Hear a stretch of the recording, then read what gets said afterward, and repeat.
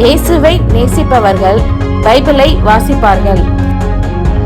இந்த சேனலை பின்பற்றினால் ஓராண்டில் வேதாகமத்தை வாசித்து முடித்து விடலாம். ஃபாலோ பண்ணுங்க, சப்ஸ்கிரைப் பண்ணுங்க. எரேமியா 33ஆம் அதிகாரம். எரேமியா இன்னும் காவற்சாலையின் முற்றத்திலே அடைக்கப்பட்டிருக்கையில் கர்த்தருடைய வார்த்தை இரண்டாம் தரம் அவனுக்கு உண்டாகி, அவர் இதை செய்கிற கர்த்தருமாய், இதை திடப்படுத்தும்படிக்கு இதை உருவேற்படுத்துகிற கர்த்தருமாய் இருக்கிற யெகோவா என்னும் நாமமுள்ளவர் சொல்லுகிறது என்னவென்றால், என்னை நோக்கி கூப்பிடு, அப்பொழுது நான் உனக்கு உத்தரவு கொடுத்து நீ அறியாததும் உனக்கு எட்டாததுமான பெரிய காரியங்களை உனக்கு அறிவிப்பேன். எதிர்கொத்தளங்களினாலும் பட்டயத்தாலும் இடிக்கப்பட்டவைகளாகிய இந்த நகரத்தின் வீடுகளையும் யூதா ராஜாக்களின் வீடுகளையும் குறித்து, இந்த நகரத்தின் எல்லா பொல்லாப்பி நிமித்தமும் நான் என் முகத்தை மறைத்தபடியினாலே, என் கோபத்திலும் உக்கிரத்திலும் வெட்டுண்ட மனுஷ பிரேதங்களினாலே அவைகளை நான் நிரப்பும்படியாகவே அவர்கள் கல்தையரோட யுத்தம் பண்ண போகிறார்கள். இதோ நான் அவர்களுக்கு சௌக்கியமும் ஆரோக்கியமும் வரப்பண்ணி அவர்களை குணமாக்கி அவர்களுக்கு பரிபூர்ண சமாதானத்தையும் சத்தியத்தையும் வெளிப்படுத்துவேன். நான் யூதாவின் சிறையிருப்பையும் இஸ்ரவேலின் சிறையிருப்பையும் திருப்பி முன்னிருந்தது போல அவர்களை கட்டுவித்து, அவர்கள் எனக்கு விரோதமாய் குற்றம் செய்த அவர்களுடைய எல்லா அக்கிரமங்களுக்கும் அவர்களை நீங்களாக்கி சுத்திகரித்து, அவர்கள் எனக்கு விரோதமாய் குற்றம் செய்து எனக்கு விரோதமாய் துரோகம் பண்ணின அவர்களுடைய எல்லா அக்கிரமங்களையும் மன்னிப்பேன். நான் அவர்களுக்கு செய்யும் நன்மையை எல்லாம் கேட்கப் போகிற பூமியின் எல்லா ஜாதிகளுக்கு முன்பாக அது எனக்கு மகிழ்ச்சியுள்ள கீர்த்தியாயும் புகழ்ச்சியாயும் மகிமையாயும் இருக்கும். நான் அவர்களுக்கு அருளிச் செய்யும் எல்லா நன்மையின் நிமித்தமும் எல்லா சமாதானத்தின் நிமித்தமும் இவர்கள் பயந்து நடுங்குவார்கள் என்று இஸ்ரவேலின் தேவனாகிய கர்த்தர் சொல்லுகிறார். மனுஷன் இல்லாமலும் மிருகம் இல்லாமலும் அவாந்தர வெளியாய் கிடக்கிறதென்று நீங்கள் சொல்லுகிற இவ்விடத்திலும் யூதாவின் பட்டணங்களிலும் மனுஷனாவது மிருகமாவது இல்லாத பாழான எருசலேமின் வீதிகளிலும் இன்னும் களிப்பின் சத்தமும் மகிழ்ச்சியின் சத்தமும் மணவாளனின் சத்தமும் மணவாட்டியின் சத்தமும் சேனைகளின் கர்த்தரை துதியுங்கள், கர்த்தர் நல்லவர், அவர் கிருபை என்றுமுள்ளதென்று சொல்லுகிறவர்களின் சத்தமும், கர்த்தருடைய ஆலயத்துக்கு ஸ்தோத்திர பலிகளை கொண்டு வருகிறவர்களின் சத்தமும் கேட்கப்படும் என்று கர்த்தர் சொல்லுகிறார். அவர்கள் முன்னிருந்தது போலிருக்கும்படி தேசத்தின் சிறையிருப்பை திருப்புவேன் என்று கர்த்தர் சொல்லுகிறார். மனுஷனும் மிருகமும் இல்லாமல் அவாந்தர வெளியாய் கிடக்கிற இவ்விடத்திலும் இதற்கு அடுத்த பட்டணங்களிலும் ஆட்டு மந்தையை மேய்த்து மடக்குகிற மேய்ப்பர்களின் தாபரங்கள் உண்டாயிருக்கும் என்று சேனைகளின் கர்த்தர் சொல்லுகிறார். மலை தேசமான பட்டணங்களிலும் பள்ளத்தாக்குகளான பட்டணங்களிலும் தென்திசை பட்டணங்களிலும் பென்யமீன் நாட்டிலும் எருசலேமின் சுற்றுப்புறங்களிலும் யூதாவின் பட்டணங்களிலும் ஆட்டு மந்தைகள் தங்களை தொகையிடுகிறவனுடைய கைக்குள்ளாக கடந்து வரும் என்று கர்த்தர் சொல்லுகிறார். இதோ நாட்கள் வரும் என்று கர்த்தர் சொல்லுகிறார். அப்பொழுது நான் இஸ்ரவேலின் குடும்பத்துக்கும் யூதாவின் குடும்பத்துக்கும் சொன்ன நல்வார்த்தையை நிறைவேற்றுவேன். அந்நாட்களிலும் அக்காலத்திலும் தாவீதுக்கு நீதியின் கிளையை முளைக்க பண்ணுவேன். அவர் பூமியிலே நியாயத்தையும் நீதியையும் நடப்பிப்பார். அந்நாட்களில் யூதா ரட்சிக்கப்பட்டு எருசலேம் சுகமாய் தங்கும். அவர் எங்கள் நீதியாயிருக்கிற கர்த்தர் என்பது அவருடைய நாமம். இஸ்ரவேல் வம்சத்தின் சிங்காசனத்தின் மேல் உட்காரத்தக்க புருஷன் தாவீதுக்கு இல்லாமற் போவதில்லை. தகன பலியிட்டு போஜன பலி செலுத்தி நாள்தோறும் பலியிடும் புருஷன் எனக்கு முன்பாக ஆசாரியருக்கும் லேவியருக்கும் இல்லாமற் போவதுமில்லை என்று கர்த்தர் சொல்லுகிறார் என்றார். பின்னும் எரேமியாவுக்கு கர்த்தருடைய வார்த்தை உண்டாகி, அவர் குறித்த நேரங்களில் பகற்காலமும் ராக்காலமும் உண்டாகாதபடிக்கு நீங்கள் பகற்காலத்தை குறித்து நான் பண்ணின உடன்படிக்கையையும் ராக்காலத்தை குறித்து நான் பண்ணின உடன்படிக்கையையும் அவமாக்கினால், அப்பொழுது என் தாசனாகிய தாவீதோடே நான் பண்ணின உடன்படிக்கையும் அவன் சிங்காசனத்தில் அரசாளும் குமாரன் அவனுக்கு இல்லாமற் போகும்படியாக அவமாகும். என் ஊழியக்காரராகிய லேவியரோடும் ஆசாரியரோடும் நான் பண்ணின உடன்படிக்கையும் அப்பொழுது அவமாகும். வானத்து நட்சத்திரங்கள் எண்ணப்படாததும் கடற்கரை மணல் அளக்கப்படாததுமாய் இருக்கிறது போல, நான் என் தாசனாகிய தாவீதின் சந்ததியையும் எனக்கு ஊழியம் செய்கிற லேவியரையும் வர்த்திக்க பண்ணுவேன் என்று கர்த்தர் சொல்லுகிறார் என்றார். பின்னும் எரேமியாவுக்கு கர்த்தருடைய வார்த்தை உண்டாகி, அவர் கர்த்தர் தெரிந்து கொண்ட 2 வம்சங்களையும் வெறுத்து போட்டார் என்று இந்த ஜனம் சொல்லி, தங்களுக்கு முன்பாக என் ஜனம் இனி ஒரு ஜாதி அல்லவென்று அதை தூஷிக்கிறார்கள் என்பதை நீ காண்கிறதில்லையோ? வானத்துக்கும் பூமிக்கும் குறித்திருக்கிற நியமங்களை நான் காவாமல் பகற்காலத்தையும் ராக்காலத்தையும் குறித்து நான் பண்ணின உடன்படிக்கை அற்றுப்போகிறது உண்டானால், அப்பொழுது நான் யாக்கோபின் சந்ததியையும் என் தாசனாகிய தாவீதின் சந்ததியையும் தள்ளி, நான் ஆபிரகாம் ஈசாக்கு யாக்கோபு என்பவர்களின் சந்ததியை ஆளத்தக்கவர்களை அதிலிருந்து எடுக்காதபடிக்கு வெறுத்து போடுவேன். அவர்களுடைய சிறையிருப்பை நான் திருப்பி அவர்களுக்கு இறங்குவேன் என்று கர்த்தர் சொல்லுகிறார் என்றார்.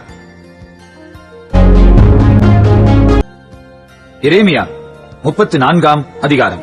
பாபிலோன் ராஜாவாகிய நேபுகாத் நேச்சாரும் அவனுடைய சர்வ சேனையும் அவன் ஆளுகைக்குட்பட்ட பூமியின் சகல ராஜ்யங்களும் சகல ஜனங்களும் எருசலேமுக்கும் அதை சேர்ந்த சகல பட்டணங்களுக்கும் விரோதமாக யுத்தம் பண்ணுகையில் எரேமியாவுக்கு கர்த்தரால் உண்டான வார்த்தை. இஸ்ரவேலின் தேவனாகிய கர்த்தர் உரைக்கிறது என்னவென்றால், நீ போய் யூதாவின் ராஜாவாகிய சிதேக்கியாவினிடத்தில் பேசி அவனுக்கு சொல்ல வேண்டியது, இதோ நான் இந்த நகரத்தை பாபிலோன் ராஜாவின் கையில் ஒப்புக் கொடுக்கிறேன்.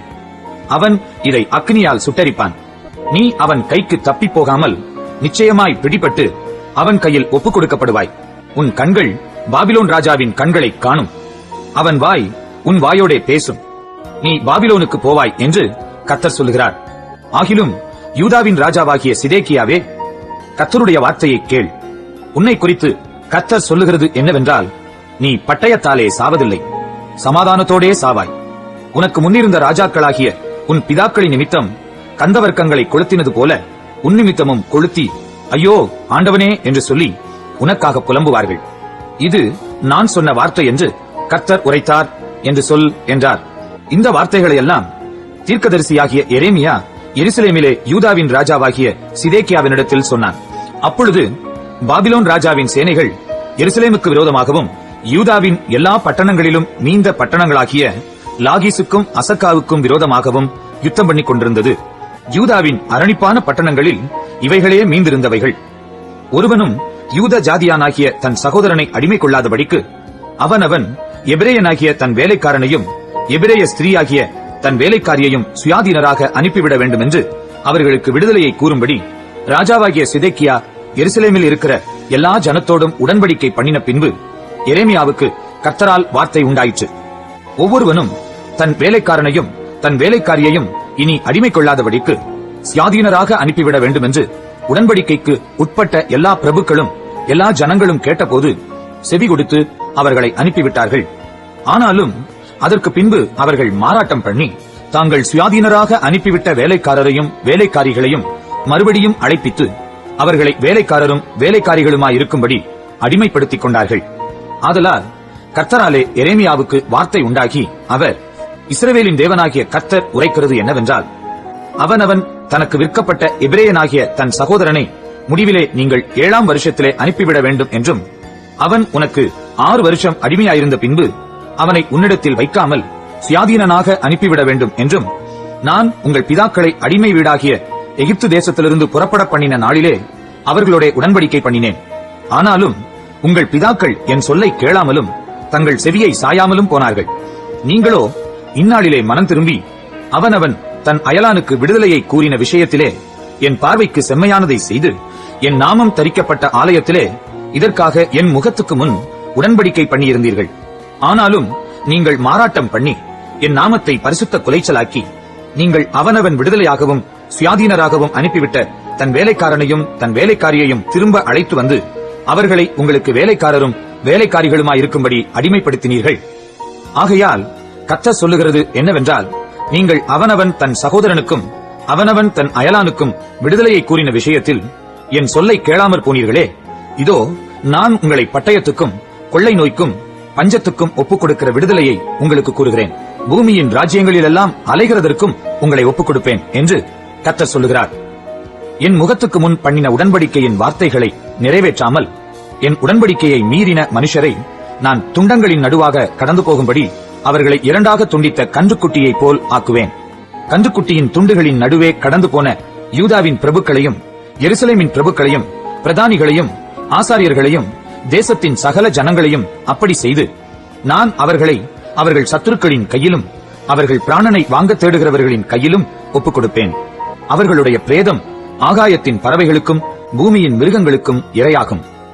யூதாவின் ராஜாவாகிய சிதேக்கியாவையும் அவனுடைய பிரபுக்களையும் அவர்கள் சத்துருக்களின் கையிலும் அவர்கள் பிராணனை வாங்க தேடுகிறவர்களின் கையிலும் உங்களை விட்டு பேர்ந்து போன பாபிலோன் ராஜாவினுடைய சேனைகளின் கையிலும் ஒப்புக் கொடுப்பேன். இதோ நான் கட்டளை கொடுத்து அவர்களை இந்த நகரத்துக்கு திரும்ப பண்ணுவேன்.